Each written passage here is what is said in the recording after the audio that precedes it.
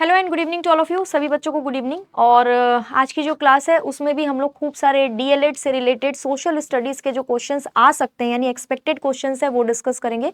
ये जो सीरीज़ है ये काफ़ी टाइम से आपकी चल रही है, जिसमें मैंने बहुत सारे क्वेश्चंस करवा रखे हैं। पिछले भी बहुत सारे लेक्चर्स डले हुए हैं रिकॉर्डेड फॉर्म में, वो भी आप देख सकते हैं। आज की सीरीज़ में भी हम बहुत सारे क्वेश्चंस करेंगे, जिनमें पहला क्वेश्चन है गॉड्स ऑफ करप्शन नाम की जो किताब है। देखो, पुस्तक और उनके लेखक, ये एक बहुत इंपॉर्टेंट टॉपिक होता है जिससे बार बार क्वेश्चंस आते हैं। तो पुस्तक और उनके लेखक में से एक क्वेश्चन है जिसका नाम है, किताब का नाम है गॉड्स ऑफ करप्शन। ये जो किताब है ये किसके द्वारा लिखी गई थी आपसे पूछा जा रहा है। इसका आंसर अरुंधति रॉय नहीं होगा, रीता फारिया नहीं होगा, अमिताभ घोष भी नहीं होगा। Option number A Promila Shankar इसका आंसर हो जाएगा, यानी प्रोमिला शंकर ने गॉड्स ऑफ करप्शन नाम की किताब लिखी थी। ठीक है, ध्यान रखना है, काफी ज्यादा इंपॉर्टेंट बुक है, एग्जाम में कई बार पूछ चुका है। नेक्स्ट है, which of the following is not the tributary of Yamuna river. Yamuna नदी जो बहती है उसकी कई सहायक नदियां हैं। यमुना नदी खुद गंगा नदी के साथ में जाकर के मिलती है प्रयागराज में, जहां पर गंगा यमुना सरस्वती का संगम है, जहां पर कुंभ का मेला लगता है, अभी हाल फिलहाल में लगा था। लेकिन यमुना नदी की भी कुछ सहायक नदियां हैं, जिनमें से एक चंबल है, चंबल यमुना की सहायक नदी है। हिंडन भी यमुना की सहायक नदी है। यहाँ पर ऑप्शन नंबर सी आप देख रहे हो, सोन नदी। सोन नदी यमुना की सहायक नहीं है, ये जो है ये गंगा की सहायक नदी है। ठीक है, सोन नदी गंगा की सहायक नदी है, ये याद रखना है आपको। ठीक है, सोन नदी निकलती कहाँ से है, तो ये मध्य प्रदेश से निकलती है ना। सोन नदी कहां से निकलती है, मध्य प्रदेश से ये निकलती है, और एक किसकी सहायक नदी है, गंगा की सहायक नदी है। नेक्स्ट है, शनि ग्रह पर कौन सी गैस भारी मात्रा में पाई जाती है, यानी प्रचुर मात्रा में पाई जाती है। हर ग्रह का अपना अपना एक लेवल होता है गैसेस का, हर ग्रह में अलग अलग तरीके से गैसेस पाए जाते हैं। सैटर्न ग्रह में, शनि ग्रह में हाइड्रोजन, नाइट्रोजन, रेडॉन या फिर oxygen. Option number B hydrogen इसका आंसर हो जाएगा। हाइड्रोजन जो है ये सैटर्न ग्रह में सबसे ज्यादा पाया जाता है। ठीक है, अच्छा, हाइड्रोजन और हीलियम किसमें बहुत ज्यादा पाया जाता है, मतलब कौन सा ऐसा स्टार है जिसमें हाइड्रोजन एंड हीलियम सबसे ज्यादा पाया जाता है, ये अगर आपसे पूछा जाए, इसका आंसर होगा सन। सन यानी कि सूर्य। सूर्य में हाइड्रोजन और हीलियम सबसे ज्यादा पाया जाता है। सूर्य का जो परत आप देखते हो, जो एटमॉस्फेयर देखते हो, उसमें सबसे ज्यादा हाइड्रोजन एंड हीलियम की मात्रा होती है। ठीक है, उपनाम द ब्यूटीफुल गेम किस खेल से जुड़ा हुआ है। एक खेल को द ब्यूटीफुल गेम के नाम से जाना जाता था, अब नहीं जाना जाता, पहले जाना जाता था। और उस खेल का नाम क्या है ये आपसे पूछा जा रहा है। बास्केटबॉल नहीं होगा, बिलियार्ड्स भी नहीं होगा, क्रिकेट भी नहीं होगा। ऑप्शन नंबर सी इसका आंसर हो जाएगा फुटबॉल। फुटबॉल को पहले के समय में द ब्यूटीफुल गेम के नाम से जाना जाता था।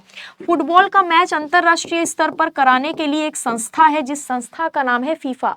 फीफा का वर्ल्ड कप हर 4 साल में एक बार होता है। आखिरी बार 2022 में हुआ था और अब होने वाला है 2026 में। 2026 में फीफा वर्ल्ड कप कहां पर होने वाला है, ये आपके लिए क्वेश्चन है, इसका आंसर मुझे कमेंट बॉक्स में देना। फीफा का जो मुख्यालय है वो आपको ज्यूरिक नाम की जगह में मिलेगा। ज्यूरिक नाम की जगह आपको स्विट्जरलैंड में मिलेगी। स्विट्जरलैंड में क्या मिलेगी आपको, ज्यूरिक नाम की जगह मिलेगी, जहां पर फीफा का हेडक्वार्टर मिल जाएगा। नेक्स्ट देखो, ग्रैंड कैनियन से होकर कौन सी नदी बहती है। एक कैनियन मिलेगा आपको यूएसए में। ग्रैंड कैनियन कहां पर मिलेगा आपको, अमेरिका में। यूएसए में एक कैनियन मिलेगा जहां से होकर एक नदी बहती है। ये टूरिस्ट प्लेस है, आप कभी जाओगे तो देखना, इसका जो ज्योग्राफिकल एरिया है ना वो बिल्कुल देखने लायक है। ठीक है, जाना कभी देखना। Option number B Colorado river. Colorado नदी जो है ये यूएसए में बहती है और ये ग्रैंड कैनियन से होती हुई जाती है, काफी लंबी नदी है। मिसिसिपी नदी भी यूएसए में ही बहती है, ये डेल्टा बनाती है। जिस तरीके से भारत में गंगा ब्रह्मपुत्र नदी डेल्टा बनाती है, सेम उसी तरीके से मिसिसिपी नदी अमेरिका में डेल्टा बनाती है, यूएसए में। ठीक है, नील नदी कहां पर बहती है, नील नदी इजिप्ट में बहती है, ध्यान रखना है। अमेजन नदी कहां बहती है, साउथ अमेरिका के कई देशों में बहती है। साउथ अमेरिका के कई देशों में, जैसे कि पेरू से निकलकर ये ब्राजील में सबसे ज्यादा एरिया कवर करती है। अमेज़न नदी कहां से निकलती है, पेरू से निकलती है। राज्यसभा में मनोनीत होने वाली पहली महिला अभिनेत्री कौन थी। लोकसभा की बात नहीं हो रही, राज्यसभा की बात हो रही है। राज्यसभा में 12 लोगों को नॉमिनेट किया था, यानी वो इलेक्ट होके नहीं आते, वो नॉमिनेट होके आते हैं। किसी ना किसी क्षेत्र से, आर्ट से, लिटरेचर से, स्पोर्ट्स से, किसी ना किसी क्षेत्र से जुड़े होते हैं, उनको नॉमिनेट किया जाता है। इसका आंसर होगा option number B Nargis Dutt. Nargis Dutt जो है, नरगिस दत्त जो थी वो राज्यसभा में नॉमिनेट होकर आने वाली सबसे पहली एक्ट्रेस थी, ध्यान रखना है। World's deepest mine is located in which continent, इस माइन का नाम है मपोनेंग माइन, मपोनेंग या फिर पोनेंग खदान। ये तुमको साउथ अफ्रीका यानी दक्षिण अफ्रीका नाम के देश में मिलेगा, साउथ अफ्रीका नाम के देश में मिलेगा। यानी कि महाद्वीप है option number C Africa. Africa महाद्वीप से कर्क रेखा भी गुजरती है, ठीक है, कर्क रेखा भी गुजरती है, इक्वेटर भी गुजरता है और ट्रॉपिक ऑफ कैप्रिकॉन, है ना, ट्रॉपिक ऑफ कैप्रिकॉन भी गुजरता है, ठीक है। ये एकमात्र ऐसा महाद्वीप है जहां से ये तीनों रेखाएं गुजरती है, ध्यान रखना है, ठीक है।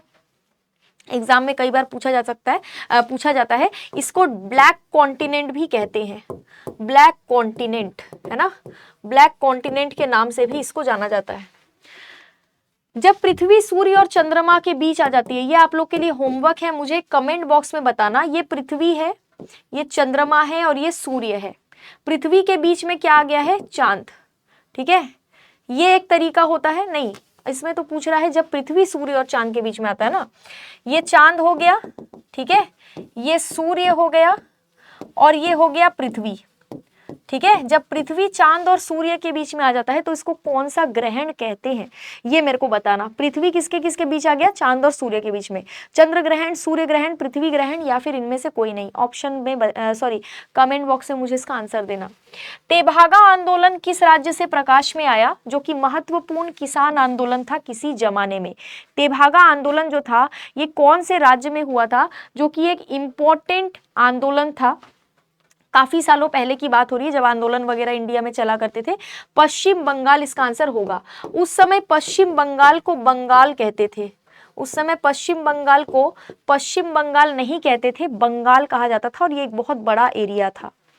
भारत में गरीबी रेखा की गणना कौन सा प्राधिकरण करता है। देखो नीति आयोग ना NSSO का डेटा देखता है और NSSO का डेटा देख करके, नेशनल सैंपल सर्वे ऑर्गेनाइजेशन, इसका डेटा देख करके नीति आयोग जो है ये गरीबी रेखा का जो डेटा है वो बनाता है, पॉवर्टी लाइन ऑफ इंडिया उसको कैलकुलेट करता है, ठीक है। नीति आयोग का फुल फॉर्म होता है national institute for transforming India, है ना, फॉर ट्रांसफॉर्मिंग इंडिया, ये नीति आयोग का फुल फॉर्म होता है। 2015 में इसका गठन हुआ था। इसके अध्यक्ष होते हैं भारत के प्रधानमंत्री, भारत के प्राइम मिनिस्टर इसके अध्यक्ष होते हैं नीति आयोग के, ठीक है। रंगनथीथू पक्षी अभ्यारण्य कहाँ पर स्थित है, where is Ranganathittu bird sanctuary located. Ranganathittu पक्षी अभ्यारण्य तुमको भारत के कौन से राज्य में मिलेगा, भारत में बहुत सारी बर्ड सेंचुरीज है, ठीक है ना। तुम्हारा भरतपुर बर्ड सेंचुरी तुमको राजस्थान में मिल जाएगा, भरतपुर बर्ड सेंचुरी पक्षी अभ्यारण्य, ठीक है।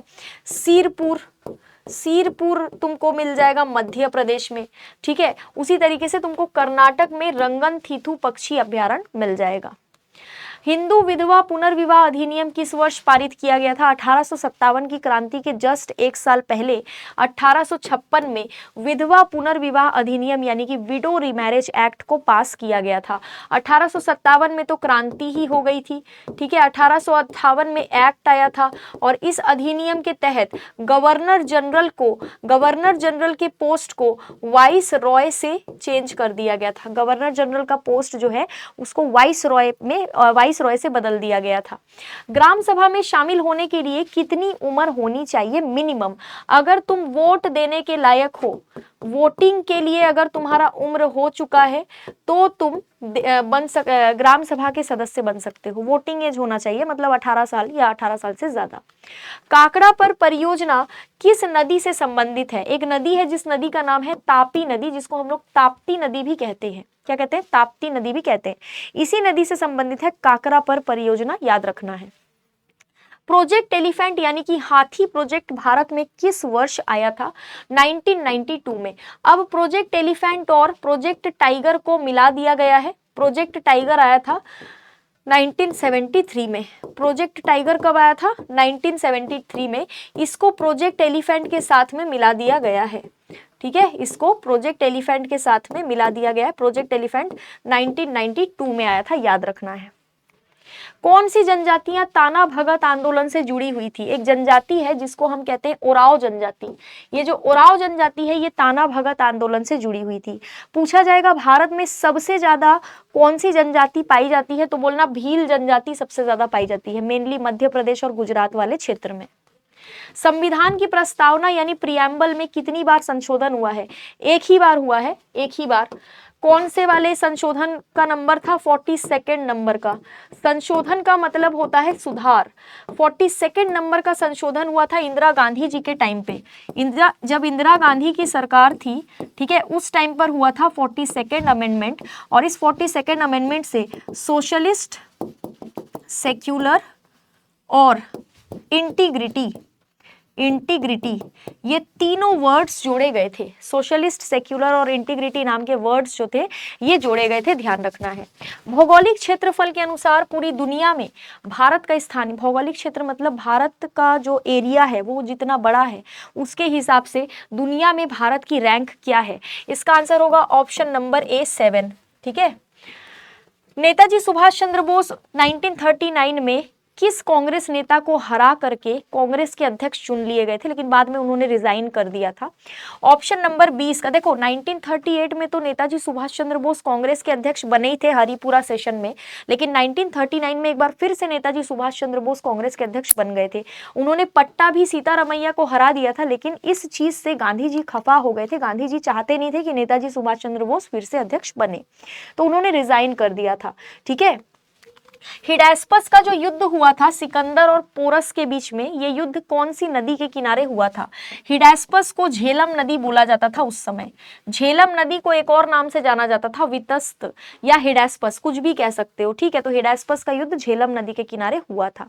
तो आज भी हमने खूब सारे क्वेश्चंस डिस्कस करे हैं। डीएलएड का पेपर 27 फेब को होने वाला था बट हुआ नहीं, यानी एग्जाम डेट आके भी पेपर नहीं हुआ, तो अब कभी भी तुम्हारा एग्जाम हो सकता है। ठीक है।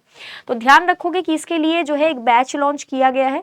डीएलएड के लिए जो बैच था वो तो कवर हो चुका है, साथ ही हमने एक बैच लॉन्च किया है बिहार पुलिस के लिए। अभी बिहार पुलिस का भी पेपर होने वाला है ना। बिहार पुलिस का देखो डीएलएड के बैच में जो है कोर्स तो पूरा हो चुका है, अब तुम्हारा पेपर ही होने वाला है। जितने बच्चों ने बिहार पुलिस का फॉर्म भरा है, बिहार पुलिस के फॉर्म जिन बच्चों ने भरे उनके लिए एक बैच है, कंप्लीट बैच 499 में ये तुमको दिया जा रहा है। ठीक है। इस बैच का प्राइस कम किया गया, पहले 799 का था, अब 499 का कर दिया गया। पीडब्ल्यू ऐप को डाउनलोड करना, उसमें तुमको ये बैच मिल जाएगा, इसको तुम परचेज कर सकते हो। ठीक है। बाकी मिलते हैं अगले सेशन में। Have a very very very good day to all of you. Thank you so much.